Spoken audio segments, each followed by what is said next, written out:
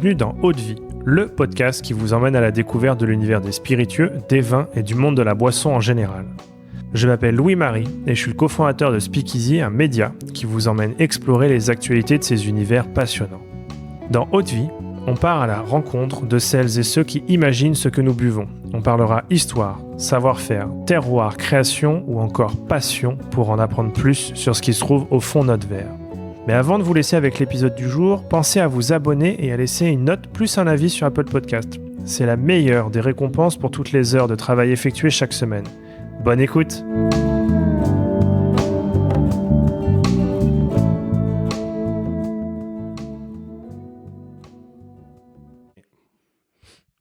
Allez, on est parti. Eh bien, bonjour à tous. Et pour ce nouvel épisode, je suis avec Louis-Marie Veyne. Tu es Country Manager et ambassadeur pour International Beverage à la Maison du Whisky. On est actuellement dans les locaux de la Maison du Whisky. Bonjour Louis-Marie. Bonjour. Alors écoute, je suis très content d'échanger avec toi autour de ton parcours et aussi autour de l'une des marques dont tu t'occupes. On se connaît bien, on porte le même prénom, on a la même passion, ça a beaucoup de choses en commun. Merci surtout, merci de me recevoir, merci de m'inviter.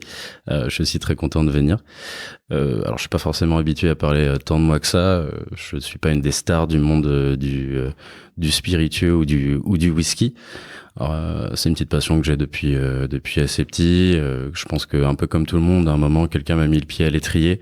C'est-à-dire, moi, c'était le grand frère d'un de mes très bons amis qui revenait d'Écosse, tout simplement, et qui, d'un coup d'un seul, m'a mis dans le verre un Lagavulin, et j'ai découvert que le whisky, c'était pas forcément que le William Pym et le Coca. Donc, de fil en aiguille, j'ai mis un peu d'argent de côté, j'ai appris à aimer ça, à m'acheter d'autres bouteilles, à déguster, à être curieux, à aller à des dégustations, à aller à des salons. Et puis, se pose un jour la question quand t'es en école de commerce de ce que tu vas faire. Et mon directeur des études m'a dit, mais tu t'arrêtes tout quand tu fais tes courses, toi? Je lui ai dit, moi je m'arrête au rayon alcool. Voilà, donc j'étais assez fier de mon coup. La blague était assez drôle, mais finalement, c'est devenu très sérieux. J'ai fait différents tests, différents stages, et à chaque fois, l'expérience était super concluante. Donc j'ai pu passer par plusieurs groupes. Rothschild, aujourd'hui devenu Campari, Ricard, et maintenant donc la Maison du Whisky depuis 3 ans et demi. Et donc j'ai commencé sur un autre portefeuille de Scotch Whisky, et aujourd'hui donc pour International Beverage, donc qui est majoritairement composé de Scotch avec plusieurs distilleries, donc Knockdhu dont on va parler aujourd'hui, mais aussi Speyburn, Old Putney, Balblair. D'autres qui me servent à faire du blend, mais aussi j'ai un petit peu de gin avec un tout petit gin, un craft gin qui s'appelle Karun, mais aussi le rhum Praya qui est un rhum de Thaïlande. Et sinon, bien sûr, évidemment, petit passionné des premières heures, qui l'est toujours par ce milieu que je trouve assez incroyable, et qui permet de rencontrer des personnes aussi incroyables que toi, Louis-Marie. Tu te souviens de la première bouteille de spiritueux que tu as achetée? Ça dépend si on considère des choses comme les Manzanita, comme des spiritueux. De vrais spiritueux? Très bien. Acheter moi-même, j'ai vraiment un flash sur le Lagavulin 16 ans. Celui-là, je me souviens comme d'une de mes toutes premières bouteilles, une de mes premières top bouteilles que je m'étais offerte. Donc ça devrait être celle que je devrais retenir comme mon premier, en tout cas, vrai whisky que je me suis offert. Cadeau de moi à moi, quoi. Un beau cadeau. Oui, un très beau cadeau. Et donc aujourd'hui, dans ton portefeuille, tu as la très intéressante distillerie Knockdhu, c'est bien ça? Ouais, très bien prononcé, bravo. Je te remercie. Et qui développe un single malt, alors qui s'écrit ANCNOC, mais qui se prononce... Ça se prononce donc Annoc.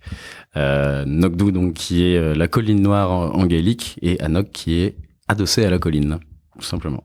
D'accord. Et donc, c'est une distillerie écossaise qui est située dans les Highlands.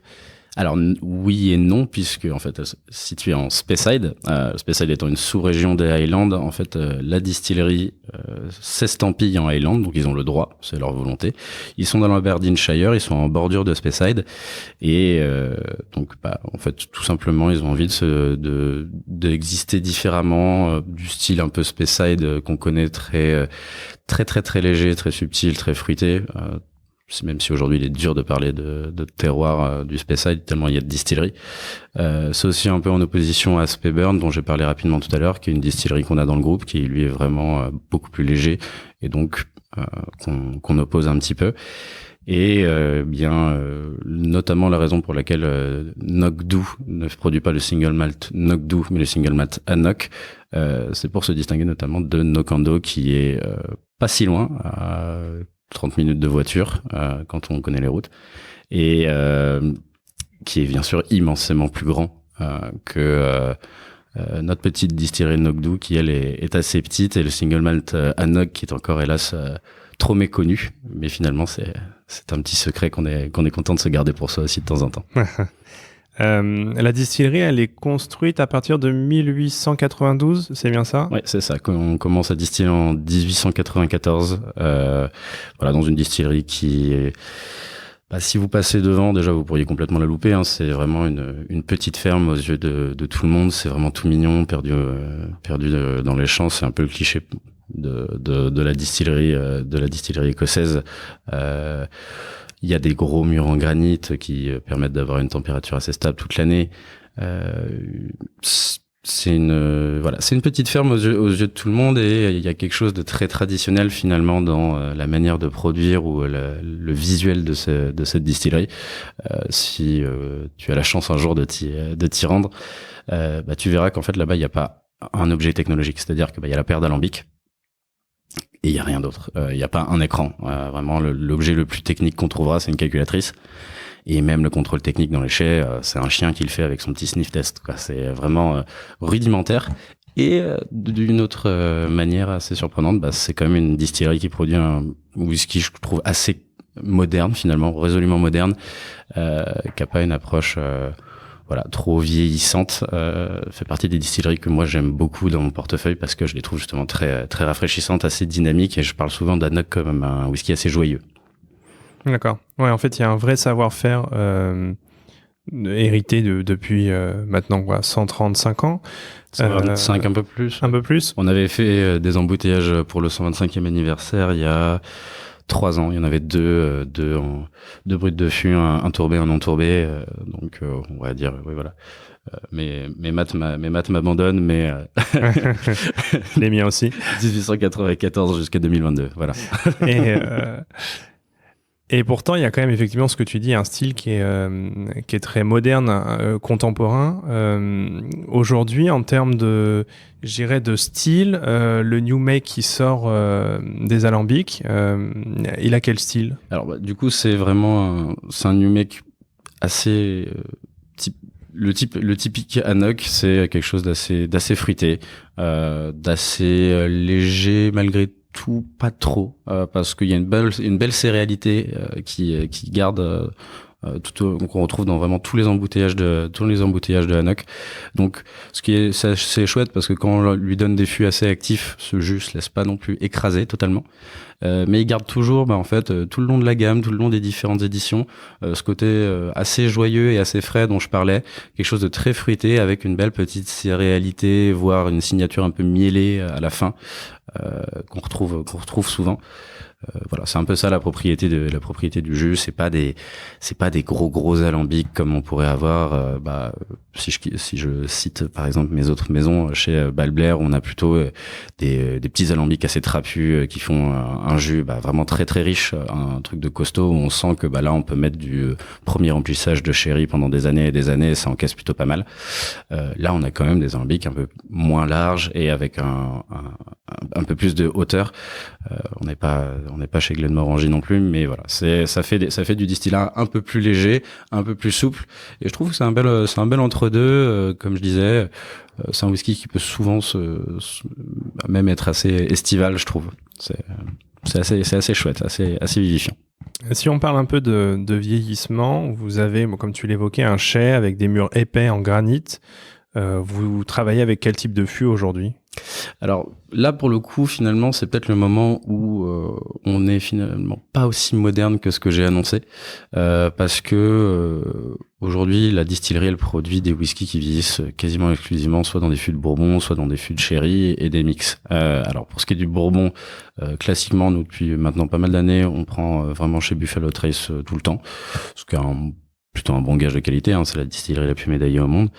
Quant au Jerez, nous le prenons donc à la bodega Miguel Martin. Voilà, ce sont des Oloroso qu'on prend et que nous prenons pour en fait finalement tout le groupe International Beverage. C'est vrai que ce sont pas des grosses maisons, pas des gros producteurs. Annoc d'ailleurs, ou plutôt Nogdou, étant une plus petite distillerie en termes de production de mon groupe. Mais voilà, le fait d'avoir plusieurs distilleries ensemble, ça permet quand même d'acheter des fûts ensemble et d'avoir des coûts donc un petit peu plus bas et d'avoir aussi un système d'échange assez intelligent entre nous. Notamment chez Nogdou, on donne un fût de whisky tourbé à la distillerie Old Putney qui lui permet d'avoir une édition légèrement tourbée dans la gamme Old Putney, alors qu'on distille jamais de tourbe chez Putney. Oui, c'est intéressant cet élément-là parce que initialement vous produisiez des whiskies tourbés. Après, ça a changé par la suite pour ne produire que des whiskies non tourbés. Et depuis les années 2000, la tourbe elle est revenue dans certaines de vos expressions. Et ça vous permet aussi effectivement de faire des échanges entre distilleries du même groupe pour créer effectivement des passerelles. C'est assez chouette parce que de toute façon déjà le monde du whisky, même si les Écossais ça fait des années et des années qu'ils maîtrisent leurs choses et donc ils peuvent se laisser le luxe de parfois se reposer sur leur laurier. Bon, il y a jamais non plus une constance incroyable. Plein de distilleries ont fait du tourbe, pas du tourbe. Les styles ont été capables de changer beaucoup et c'est souvent marrant quand on tombe sur les vieux embouteillages d'une distillerie de se dire mais ça ressemble pas du tout à ce que je connais aujourd'hui. Alors oui, aujourd'hui. Pour ce qui est de Nogdou, on a repris un peu d'édition tourbée. On distille de la tourbe 1 mois par an, donc c'est un peu le seul finalement single malt vraiment tourbé, en tout cas distillant de la tourbe qu'on fait dans notre groupe. Les autres n'en distillant pas. Et donc on a eu une édition qui s'appelait Pitart, dont le batch 2, donc la deuxième édition avait été finie ou en tout cas vendue chez nous. On en avait plus en stock chez la maison de whisky depuis plus d'1 an. Et c'était une édition qui était très très appréciée parce que très fraîche, très végétale, très tourbe des Highlands, qui vient de tourbières assez proches et qui fait partie de ces tourbes qui ont beaucoup de bruyère intégrée dedans, qui sont, comme je disais, voilà, très fraîches, très végétales et qui s'opposent pas mal à ce qu'on connaît des tourbes Islay, plutôt plus terreuses, plus cendrées. C'est une édition qui a beaucoup plu, qui était à un très bon prix comme tout le reste de la gamme Annoc. Et donc elle a manqué. Je me suis pas mal fait gronder au gré de mes différentes tribulations chez les cavistes de France, parce que l'édition n'était plus là. Ça y est, elle revient donc avec la 3e édition, le batch 3, qui a pour but d'être exactement la même chose, et qu'on a pu présenter au Whisky Live, donc dans une bouteille de sample parce qu'elle n'était pas encore définitive, pas encore terminée. Voilà, qui a beaucoup plu en termes de liquide. Moi aussi d'ailleurs j'étais complètement rassuré en la goûtant. Je me suis dit parfait, c'est toujours la même chose, c'est toujours très bon, et je pense que ça partira comme des petits pains.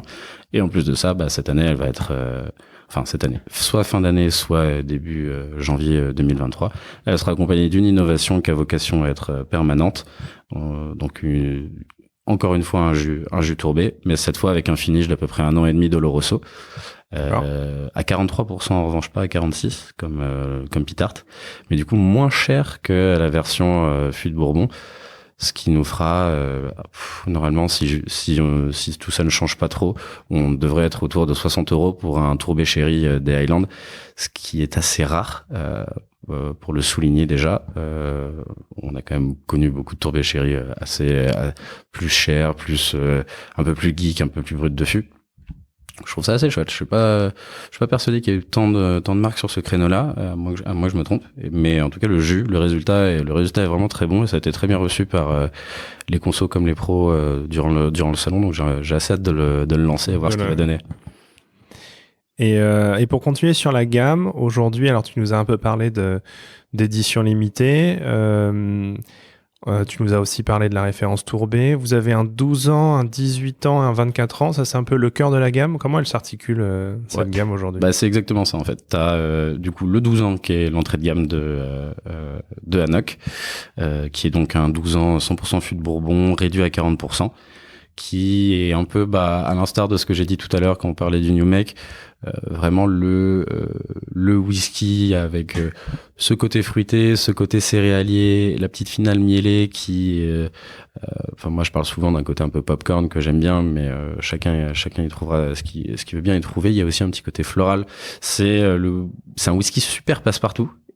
Parce que il va vraiment plaire au mec qui connaît son whisky comme au total newbie du whisky.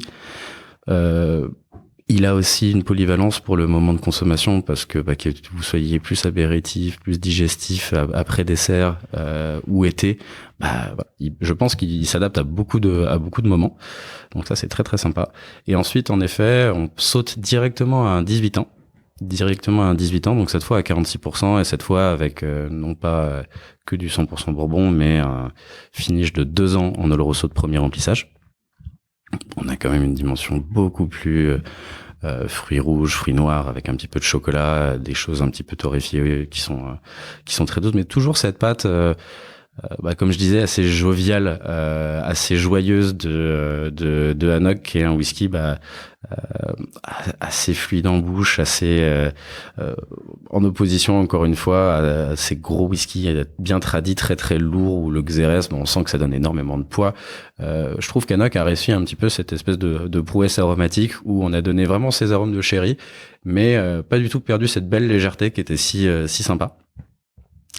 Et le 24 ans qui est exactement comme le 18 a une belle réussite sur le prix et sur le rapport prix compte d'âge, parce qu'il est à peu près à 170 € pour un 24 ans. C'est assez peu pour un whisky de ce compte d'âge là dans le marché du scotch, surtout aujourd'hui.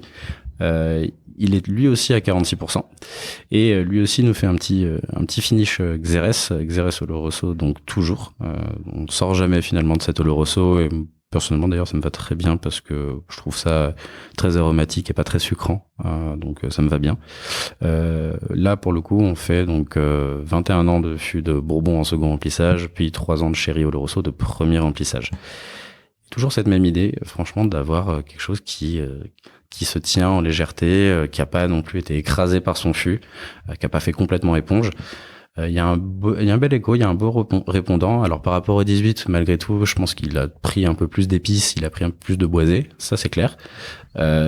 Mais voilà, toujours ce côté très très fruité, très très très agréable et très léger d'un whisky qui se laisse boire avec une belle buvabilité.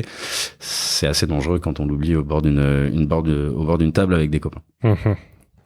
Et en termes de développement, tu as commencé aussi à nous parler de quelques références qui vont sortir prochainement. Où est-ce que va la distillerie? On peut s'attendre à quoi comme produit à l'avenir?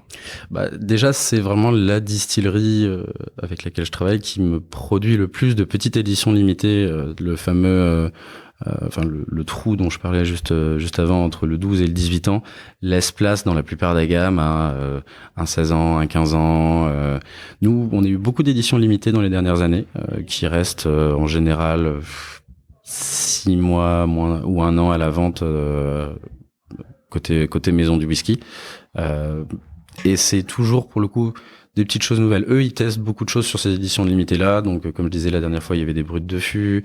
Pardon, ça c'était ceux du 125 ans. La dernière fois, pour le coup, c'était le millésime 2009 qu'on a eu en 2022 et qui était une sorte de super 12 ans. C'est-à-dire que en fait, c'était un 12 ans qui, lui, n'était pas à 40, mais à 46 et qui n'était pas 100% Bourbon, mais qui intégrait pas mal de Xérès.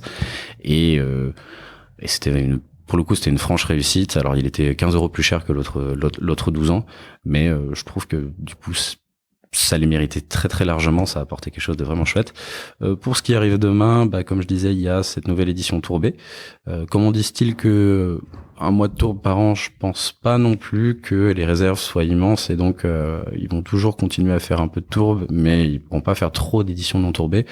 J'espère que les prochaines éditions limitées pourront tourner autour de fûts un peu plus rigolos, où on va changer un peu de registre et tenter des choses un poil plus rock'n'roll. Par exemple, nous chez Olpoutney, on vient de sortir un nouveau avec une double maturation en fût de Pinot des Charentes, ce qui pour le groupe est assez novateur. Déjà en soi, il n'y en a pas tant que ça dans le scotch, surtout que c'est souvent des finishes. Là, c'est une double mat, donc c'est vraiment assez important dans le profil. Voilà, rien qu'un peu de travail dans un fût de Porto ou quelque chose comme ça pourrait déjà me faire plaisir. Quoi qu'il en soit, je les attends avec impatience parce que encore une fois, c'est un peu la distillerie très sympa et qui a toujours des petites surprises à nous proposer. Et quand on arrive notamment à sélectionner un single cask pour le catalogue de la maison du whisky sur Anok, c'est souvent des jus vraiment très très cool et pas les embouteillages les plus chers du catalogue en plus. Ok, ouais, très très intéressant. Toi, en tant que consommateur, qu'est-ce qui te plaît le plus chez Anok ? C'est une bonne question. J'ai toujours du mal à me remettre parfois à la place du consommateur, alors que finalement c'est quand même l'essence de mon travail en tant que marketeur. Je te rassure, je suis resté très consommateur. Je fais partie de ces gens qui reversent 30% de leur salaire à leur employeur, c'est-à-dire que 30% de mon salaire, je le redonne à la maison du whisky en rachetant du whisky, évidemment. Mais qu'est-ce qui me plaît le plus ? Je pense qu'en effet c'est ce côté dont je parlais tout à l'heure, très très fruité, très passe-partout. Et alors le whisky est un produit de partage. Je suis absolument pour que tout le monde connaisse tous les produits, et particulièrement ma marque Anok, puisque si vous consommez plus de Anok, ça veut dire que j'aurais réussi mon travail évidemment. Mais je ne suis pas un monstre du commerce, et surtout je sais pas pourquoi j'aime bien le petit côté où je connais cette distillerie que tout le monde ne connaît pas. C'est peut-être je sais pas, une fierté mal placée de mec faussement geek du whisky. Mais voilà, j'aime bien cette petite distillerie parce qu'elle est pas poussiéreuse, mais elle est pas très connue non plus. Elle est un petit peu cachée. Il faut écarter une branche ou deux d'un buisson dans le Speyside pour trouver cette distillerie. Et ouais, j'aime pas trop la phrase pépite cachée, mais parce qu'on le sort beaucoup trop souvent. Mais globalement, je trouve qu'on est un petit peu quand même dans cette dimension-là avec Anok. Je pense qu'elle en a aussi énormément sous le pied. Donc en fait, je suis toujours curieux de voir ce qu'il y aura demain. Je pense que c'est une distillerie qui, sans nécessairement grandir en termes de production en litrage, c'est une maison qui pourrait être fantastiquement connue, je pense, parce qu'elle fait vraiment des whiskies de qualité et à des très très bons prix. Elle a évidemment régulièrement des médailles, notamment le 18 ans et le 24 ans ont vraiment beaucoup de succès. Ouais, moi je suis globalement très très fan d'Anok, et je pense que le 12 ans, c'est la bouteille qu'on devrait toujours avoir dans son placard. C'est la bouteille qui a aucune erreur. Typiquement, quand je fais des extras en boutique ou que je conseille à un client caviste, il me dit oui, j'ai 50 € de budget. C'est quoi je connais pas trop les goûts. Je sais qu'il boit du whisky, qu'il aime bien l'écossais. Anok 12 ans, aucune erreur possible. Ça fera forcément plaisir. Génial. Écoute, on arrive à la fin de cet entretien. J'ai encore 3 petites questions. La première, c'est quel est ton spiritueux préféré en dehors du whisky ? Ouf. Ah là là, je vais devoir essayer de répondre assez vite pour que ce podcast soit agréable pour tout le monde. J'ai une belle affection pour l'Armagnac et pour le Calva. J'arriverai pas forcément à choisir entre les deux. Spiritueux français. De fait, ils sont français, oui, mais c'est pas nécessairement un truc chauvin. Pour le coup, c'est vraiment que du au goût que ça.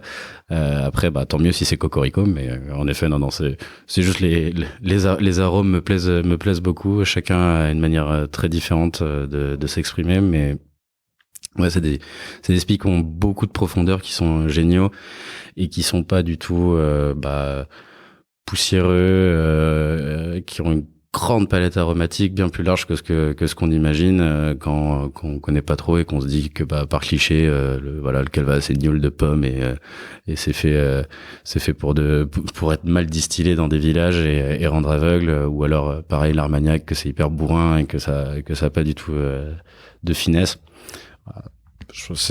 J'adore ces spiritueux là, et en plus ils ont l'avantage d'être encore très très abordables, donc c'est vrai. C'est très très chouette à découvrir, et puis c'est des régions très très belles à découvrir en même temps. Ta plus grande claque de dégustation? Je crois que je vais rendre à César ce qui est à César. Mon ancien job, du coup, maison de whisky, mon premier job maison de whisky, quand j'étais chez donc le groupe Wait & Mackay, où je faisais finalement le même poste de chef de produit, sauf que là j'étais du coup chef de produit junior. C'était mon premier job, premier CDI d'ailleurs, merci à la maison de whisky. Monsieur Richard Patterson, qui m'a beaucoup appris sur le whisky et qui est un très grand monsieur, ça j'ai plus à le présenter, me disait souvent, oui, alors du coup un whisky c'est 1 seconde dans la bouche par année de vieillissement, sauf qu'il s'avère qu'un jour il m'a tendu un 54 ans, et alors j'ai essayé de le garder longtemps quand même pour lui faire honneur, mais je n'ai évidemment pas fait 54 ans, 54 secondes pardon dans ma bouche. Ça a été une sacrée claque aromatique pour moi. Vraiment, je peux pas la décrire, mais parce que je me souviens plus de mon état de choc que de l'aromatique de ce que j'ai dégusté finalement. Voilà, c'était absolument subjugant. J'avais déjà eu des vieux whisky, plutôt autour des 40 ans, pas forcément aussi loin. Et d'ailleurs, hélas, trop peu de communs des mortels ont pu toucher un whisky de 54 ans d'âge. Mais voilà, ça c'était une vraie claque qui m'a beaucoup touché. Et plus récemment, par exemple, est-ce que j'en ai eu au Whisky Live, j'ai pu faire le tour. J'aime bien le matin profiter du fait que c'est pas encore lancé pour me glisser au VIP, goûter les embouteillages du catalogue avant de redescendre travailler à mon stand. J'ai beaucoup aimé. Il y avait un Bomber 20 ans que j'ai trouvé excellent chez Artiste. Voilà, c'était vraiment délicieux, un peu crade comme j'aime. C'est Tourbe Chéri aussi, j'imagine, de mémoire. Moi, j'avais dégusté pas mal de choses, mais vraiment, c'était une très belle claque. Au moins, c'est ma claque de cette année, je pense. Et le mot de la fin, si tu devais partir sur une île déserte avec une unique bouteille de Hanok, laquelle serait-ce? Une unique bouteille de Hanok. Ah là là, ça c'est drôle, ça.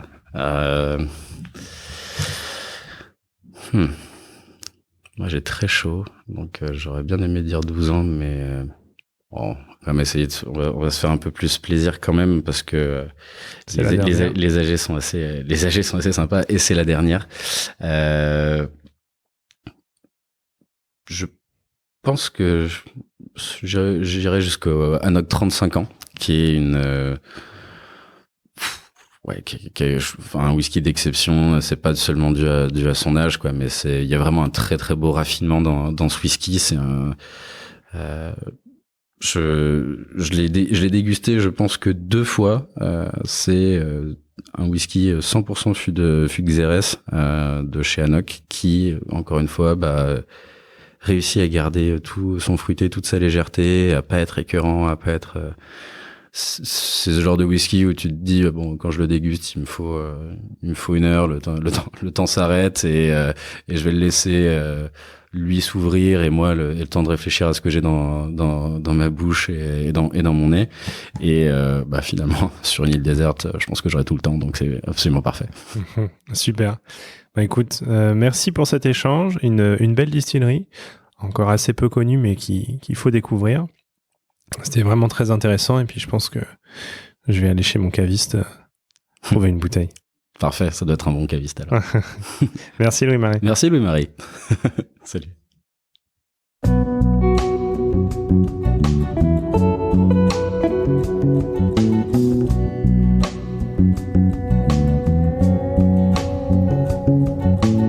Eau de vie, c'est terminé pour aujourd'hui. Enfin, presque. Si vous avez aimé cet épisode, pensez à noter Eau de vie 5 étoiles sur Apple Podcast avec un petit commentaire pour nous encourager. C'est ce qui nous aide à gagner en visibilité et nous encourage à produire toujours plus d'épisodes. Enfin, si vous souhaitez en apprendre plus sur l'univers des vins, des spiritueux et du monde de la boisson en général, rejoignez-nous sur Speakeasy, le lien est dans la description. Merci encore et à la semaine prochaine.